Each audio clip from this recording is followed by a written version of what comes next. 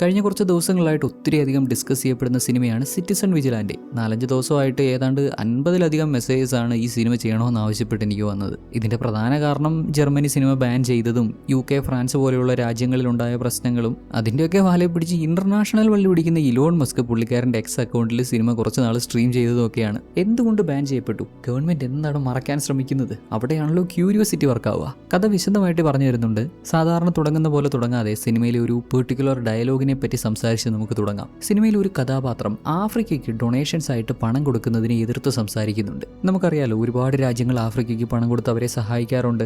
US, Germany, UK, Japan, France ഒക്കെ വർഷാവർഷം വലിയൊരു എമൗണ്ട് ബില്യൺസ് ഓഫ് ഡോളേഴ്സ് ആണ് ആഫ്രിക്കയ്ക്ക് കൊടുക്കുന്നത്. വേൾഡ് ബാങ്കും യൂറോപ്യൻ യൂണിയനും UN ഏജൻസീസും ഒക്കെ ആഫ്രിക്കയ്ക്ക് 80% ഗ്രാൻസ് ആയിട്ട് സംഭാവനകൾ പോലെ പണം കൊടുക്കുന്നുണ്ട്. 20% മാത്രമാണ് ലോൺസ് ആയിട്ട് അവർക്ക് തിരിച്ചടയ്ക്കാൻ ബാധ്യതയുള്ള രീതിയിൽ പണം കൊടുക്കുന്നത്. ഇത്രയും വലിയ രീതിയിൽ ഇവരെ സഹായിച്ചിട്ട് എന്തുകൊണ്ട് ആഫ്രിക്ക ബെറ്റർ ആവുന്നില്ല? ഈ ഒരു ചോദ്യം പ്രസക്തമാവുന്നത് 2000-ന് ശേഷം ഇതുവരെ ആഫ്രിക്കയ്ക്ക് കിട്ടിയിട്ടുള്ളത് $1.4 ട്രില്യൺ ആണ് എന്നുള്ള കണക്കെടുക്കുമ്പോഴാണ്. ഇത്രയും ഹ്യൂജ് എമൗണ്ട് അവർക്ക് കിട്ടിയിട്ടും ആഫ്രിക്കയിലെ പല രാജ്യങ്ങളിലും ഇപ്പോഴും അതിദരിദ്രരായ ഭക്ഷണത്തിനും വെള്ളത്തിനും ബുദ്ധിമുട്ടുന്ന ആളുകളുണ്ട്. എന്തുകൊണ്ട്? ഉത്തരം അവരുടെ കൾച്ചറാണ് പ്രശ്നം, ആളുകളാണ് പ്രശ്നം, അതിലുപരി അവരുടെ സിസ്റ്റമാണ് പ്രശ്നം. ചരിത്രം പരിശോധിച്ചാൽ ആഫ്രിക്കയിലെ പല രാജ്യങ്ങളും നേരിടുന്നതിനേക്കാളും വലിയ പ്രശ്നങ്ങൾ യൂറോപ്പിലെ വലിയ വലിയ രാജ്യങ്ങൾക്ക് നേരിടേണ്ടി വന്നിട്ടുണ്ട്. എന്നിട്ടും അവർ ശക്തമായി തിരിച്ചു വന്നു. കാരണം കമ്പാരിറ്റീവ്ലി അവരുടെ സിസ്റ്റം ബെറ്റർ ആണ് എന്നുള്ളതാണ്. ഗ്രൗണ്ട് ലെവലിലുള്ള സാധാരണക്കാരൻ മുതൽ അങ്ങ് ഡിപ്ലോമാറ്റിക് ലെവലിലുള്ള വലിയ വലിയ കാര്യങ്ങളിൽ പോലും ഒരു രാജ്യത്തെ വ്യക്തമായി സ്വാധീനിക്കുന്നത് അവരുടെ സിസ്റ്റമാണ്.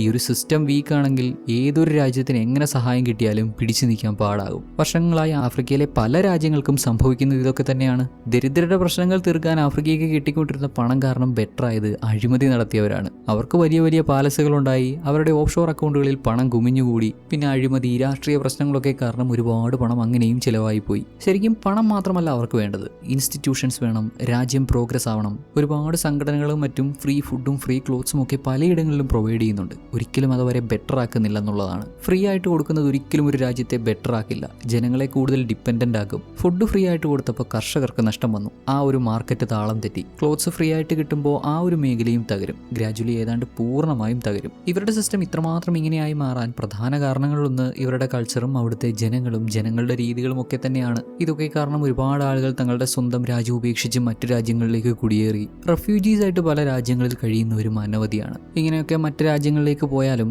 ആളുകളുടെ സ്വഭാവ രീതിയിൽ മാറ്റം വരില്ലല്ലോ. യൂറോപ്പിൽ ഒരുപാട് രാജ്യങ്ങളിൽ ഇങ്ങനെയുള്ള കുടിയേറ്റക്കാരെ കൊണ്ടുള്ള പ്രശ്നങ്ങൾ നിരന്തരം ഉണ്ടായിക്കൊണ്ടിരിക്കുന്നു. ഈ പ്രശ്നങ്ങളൊക്കെയാണ് ഇന്ന് നമ്മൾ കാണാൻ പോകുന്ന സിനിമ വിശദമായി ഡിസ്കസ് ചെയ്യുന്നത്. നീതി നിഷേധിക്കപ്പെടുമ്പോൾ നമ്മൾ പ്രതികാരത്തിലേക്ക് തിരിയും എന്ന് കാണിച്ചു തന്നുകൊണ്ടാണ് സിനിമ തുടങ്ങുന്നത്. അങ്ങ് യൂറോപ്പിൽ, ജസ്റ്റ് യൂറോപ്പ് എന്നേ ഉള്ളൂ, ഇന്ന രാജ്യമെന്നൊന്നും സ്പെസിഫൈ ചെയ്തിട്ടില്ല. യൂറോപ്പിൽ എവിടെയോ ഒരു സൂപ്പർ മാർക്കറ്റിൽ ഒരു സ്ത്രീയും അവരുടെ മകനും അവർക്ക് ആവശ്യമായിട്ടുള്ള സാധനങ്ങളൊക്കെ വാങ്ങുന്നു. പയ്യൻ ആവശ്യപ്പെട്ട സാധനങ്ങളൊക്കെ വാങ്ങിക്കൊടുത്ത് രണ്ടാളും ഹാപ്പി ആയിട്ട് അങ്ങനെ പോകുമ്പോൾ അവർക്ക് ഓപ്പോസിറ്റ് നടന്നു വന്ന ഒരുത്തൻ ഒരു കാരണവും കൂടാതെ ആ സ്ത്രീയുടെ കഴുത്തിൽ കുത്തിയിട്ട് ഓടിക്കളഞ്ഞു. അവൻ ആര്, എന്തിനിങ്ങനെ ചെയ്തു എന്നൊന്നും വ്യക്തമല്ല. ഒരു ക്രിമിനൽ, ഒരു ബോൺ ക്രിമിനൽ ആവാം, ഒരുപക്ഷെ മുൻവൈരാഗ്യം എന്തെങ്കിലും ആവാം. സംഭവ സ്ഥലത്ത് വെച്ച് ആ സ്ത്രീ മരണപ്പെട്ടു. ഇതൊരൊറ്റപ്പെട്ട സംഭവമല്ലെന്ന് പ്രത്യേകം ന്യൂസിൽ പറയുന്നുണ്ട്.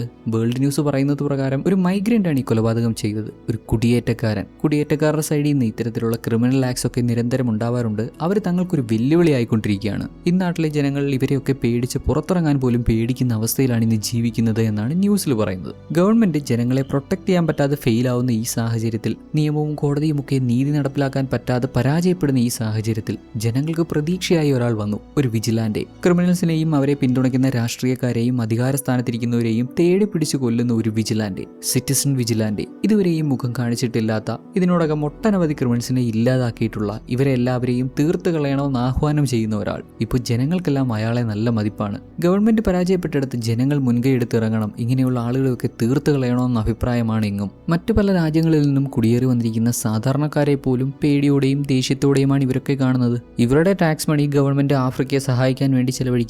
അവരാവട്ടെ ഇവിടെ കുടിയേറ്റക്കാരായിട്ട് കയറി വന്ന് ഈ നാട്ടുകാരെ കൊന്നുകളയുന്നു. ഇനിയും ഇത് അനുവദിച്ചുകൂടാ, ഇവരെ ഒന്നും വെറുതെ വിട്ടുകൂടാ, ഇവരെയൊക്കെ നാട്ടിൽ നിന്ന് തുരത്തണം എന്നിങ്ങനെയുള്ള അഭിപ്രായങ്ങളാണ്. തീർച്ചയായും ഇതൊരു വലിയ പ്രശ്നമാണ്. ഇത്തരത്തിലുള്ള പ്രശ്നങ്ങൾ ഉണ്ടായിക്കൊണ്ടിരുന്നാൽ ഗവൺമെന്റിന്റെ കയ്യിൽ നിൽക്കില്ല. ഇപ്പൊ തന്നെ ഗവൺമെന്റിന്റെ കയ്യിൽ നിൽക്കുന്നില്ല. അവർക്കൊരു നിയമം, ഇവർക്കൊരു നിയമം, ഇങ്ങനെ സെപ്പറേറ്റ് ചെയ്ത് ഭരിക്കുന്ന ഈ ഒരു രീതി തന്നെ വലിയൊരു പ്രശ്നമാണ്. ഇപ്പോൾ ഇങ്ങനെ ക്രിമിനൽസിനെയൊക്കെ തേടി പിടിച്ചില്ലാണ്ടാക്കുന്ന ഈ വ്യക്തി, ഇദ്ദേഹമാണ് നമ്മുടെ കഥാനായകൻ സാൻഡേഴ്സ്.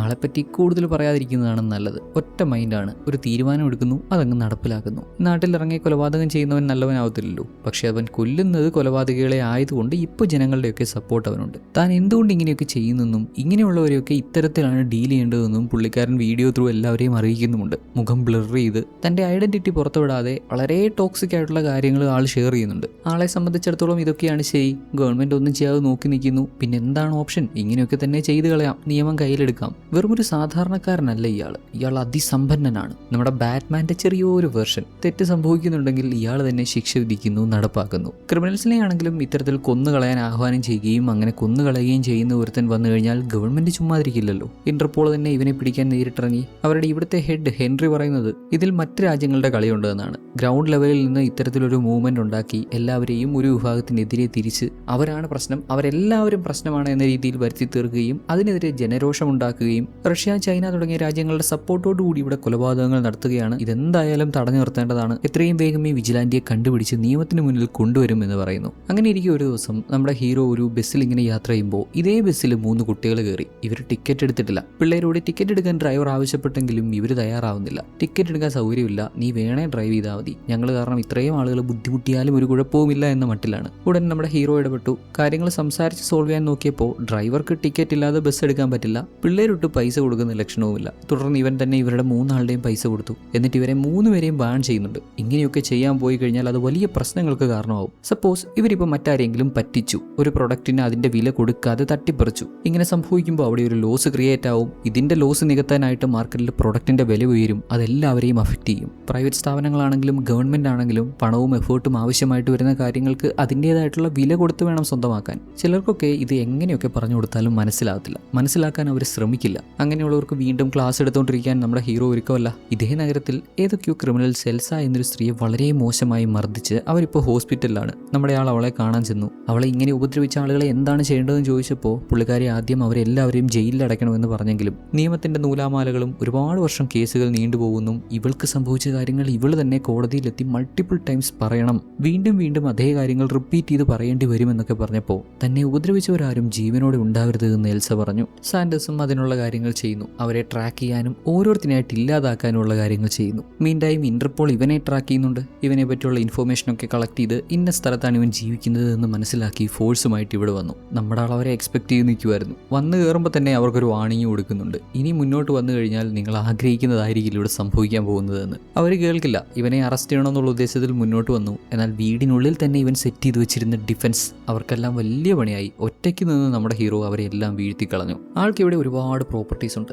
റെന്റൽ പ്രോപ്പർട്ടീസ് ഉണ്ട്. അവിടങ്ങളിലൊക്കെ നേരിട്ടെത്തി പരിശോധിക്കാറുണ്ട്. റെന്റൽ കാലാവധി തീർന്ന ആളുകൾ പോകുമ്പോൾ കെട്ടിടത്തിനുള്ള കേടുപാടുകളൊക്കെ നോട്ട് ചെയ്ത് അതിന്റെ പൈസ ഈടാക്കിയതിന് ശേഷം മാത്രമേ വിടുകയുള്ളൂ. അതിപ്പോൾ ചെറിയ എന്തെങ്കിലും പ്രശ്നമാണെങ്കിൽ കൂടി എല്ലാ കാര്യങ്ങൾക്കും പുള്ളിക്കാരന് നിർബന്ധമുണ്ട്. ഇതൊക്കെ ഇങ്ങനെ ആയിരിക്കണം, ഇങ്ങനെയേ ആകാവൂ, നിയമമാണ്, നീതിയാണ്, ഈ രീതിയിലേ നടക്കാവൂ എന്നുള്ള നിർബന്ധമുണ്ട്. എന്നാലും നിയമത്തിലെ ചില പോരായ്മകളൊക്കെ തുറന്നു കാണിക്കുന്നുണ്ട്. ഇദ്ദേഹത്തിന്റെ റെന്റൽ പ്രോപ്പർട്ടീസിൽ ഏതാണ്ട് 90% ആളുകൾ കൃത്യമായി റെന്റ് കൊടുക്കുന്നവരാണെങ്കിലും ബാക്കി ഒരു 10% അങ്ങനെയല്ല. അവരെയൊന്നും ചുമ്മാ ചെന്ന് ഇറക്കി വിടാൻ പറ്റത്തില്ല. ആദ്യം കോടതിയെ സമീപിക്കണം. കോടതി അവർക്കൊരു 3 മാസ കാലയളവ് റെന്റ് കൊടുക്കാൻ അനുവദിക്കും. എന്നിട്ടും കൊടുത്തില്ലെങ്കിൽ 4 ആഴ്ചയ്ക്കകം ഒരു നോട്ടീസ് കൊടുക്കണം. അതിനും റിപ്ലൈ ഇല്ലെങ്കിൽ വീണ്ടും ഏതാണ്ട് ഒരു 3 മാസം സമയം കഴിഞ്ഞ് മാത്രമേ ഫോഴ്സ്ഫുള്ളി പോലീസ് അവരെ അവിടെ ഇറക്കി വിടത്തുള്ളൂ. ചുരുക്കി പറഞ്ഞാൽ നിയമം നോക്കിയാൽ ഏതാണ്ട് 7 മാസത്തോളം അവർക്ക് അവിടെ റെന്റ് ഇല്ലാതെ സ്റ്റേ ചെയ്യാൻ പറ്റും. ഇയാളുടെ ഒരുപാട് റെന്റൽ പ്രോപ്പർട്ടീസിൽ 10% ആളുകൾ റെന്റ് കൊടുക്കാതിരുന്നാൽ ഓരോ മാസവും ഇയാൾക്ക് നഷ്ടം 5,40,000 യൂറോസാണ്. അത്രയും വലിയ തുക കോടതിയുടെ പ്രൊസീജിയറും നിയമത്തിലെ പോരായ്മകളും കാരണം 7 മാസം ഇദ്ദേഹത്തിന് നഷ്ടപ്പെടും. 7 മാസം ഇദ്ദേഹത്തെ അവർ കൊള്ളയടിച്ചുകൊണ്ടിരിക്കുകയാണ്.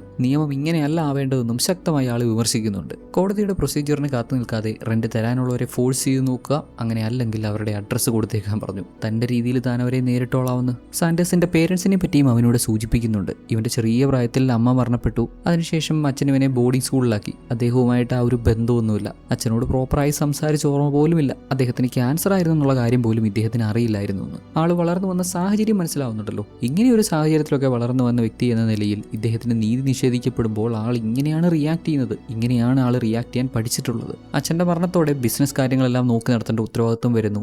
US ആർമിയിൽ വർക്ക് ചെയ്തിരുന്ന ആൾ പൂർണ്ണമായും ബിസിനസ്സും കാര്യങ്ങളും ശ്രദ്ധിച്ച് അമേരിക്കയിൽ നിന്ന് യൂറോപ്പിലേക്ക് മാറി. എന്നാൽ ഇവിടെ ഇങ്ങനെ നിരന്തരം സംഭവിക്കുന്ന ഈ പ്രശ്നങ്ങളൊക്കെ കണ്ട് സ്വയം ഒരു വിജിലാന്റിയായി മാറുക എന്നുള്ള തീരുമാനത്തിലെത്തുകയായിരുന്നു. ഇപ്പൊ തന്റെ ജീവിതം തന്നെ മറ്റൊരുപാട് പേർക്ക് ഉപകാരമാകുന്ന രീതിയിൽ എന്നിവൻ തന്നെ വിചാരിക്കുന്ന രീതിയിൽ ആളിങ്ങനെ സ്പെൻഡ് ചെയ്യുന്നു. മുമ്പ് ഹോസ്പിറ്റലിൽ പോയി എൽസ എന്ന സ്ത്രീയെ കണ്ട് അവളെ ആക്രമിച്ച ആളുകളെ എന്ത് ചെയ്യണമെന്ന് അവളോട് തന്നെ ചോദിച്ച പോലെ പോലെ ഇപ്പോൾ മറ്റൊരു പെൺകുട്ടിയുടെ വീട്ടിൽ ചെന്ന് അവൾക്ക് നേരിട്ട അക്രമത്തിൽ കോടതിയിൽ നിന്നുണ്ടായ വിധിയിൽ അവൾ സാറ്റിസ്ഫൈഡ് ആണോ എന്ന് ചോദിച്ചു. അവളുടെ മറുപടിയോ ഈ വിധിയിൽ അവൾ ഒട്ടും സാറ്റിസ്ഫൈഡ് അല്ല എന്ന്. അവളെ വളരെ ക്രൂരമായി ഉപദ്രവിച്ച ആളുകളെയൊക്കെ നിയമത്തിലെ ലൂപ്പ് ഹോൾസ് ഉപയോഗിച്ച് അവരുടെ ആളുകൾ രക്ഷപ്പെടുത്തുകയായിരുന്നു. നിയമ സംവിധാനങ്ങൾ ഇവളെയും പരാജയപ്പെടുത്തി. അവൾക്ക് വേണ്ടിയും റിവഞ്ച് ചെയ്യാൻ ഇറങ്ങിത്തിരിക്കുവാണ് ഇവൻ. അങ്ങനെ പോകുമ്പോൾ മുമ്പ് ബസ്സിൽ ടിക്കറ്റ് എടുക്കാതെ യാത്ര ചെയ്യാൻ വന്ന ആ കുട്ടികൾ വേറൊരു പയ്യനെ റോഡിലിട്ട് ഉപദ്രവിക്കുന്നത് കണ്ടു. ഒരു തവണ ഇവരെ വാൺ ചെയ്ത് വിട്ടയച്ചതല്ലേ, പിന്നെയും ഇവരിങ്ങനെ മറ്റൊരാളെ ഉപദ്രവിക്കുന്നത് കണ്ടപ്പോൾ ഇവൻ ഇടപെടാതിരിക്കാൻ തോന്നിയില്ല. മൂന്നാളെയും തല്ലിച്ചതച്ച് അവരുടെ കൈ ചവിട്ടി ഒടിക്കുന്നുണ്ട് സാൻഡേഴ്സ്. കുട്ടികളാണ് എന്ന് കരുതി ഒരു തവണ വിട്ടപ്പോൾ വീണ്ടും വീണ്ടും ഇതൊക്കെ തന്നെ റിപ്പീറ്റ് ചെയ്യുമല്ലേ. ഇവർ കാരണം എന്തോരം ആളുകളായി ഇങ്ങനെ ബുദ്ധിമുട്ടുക.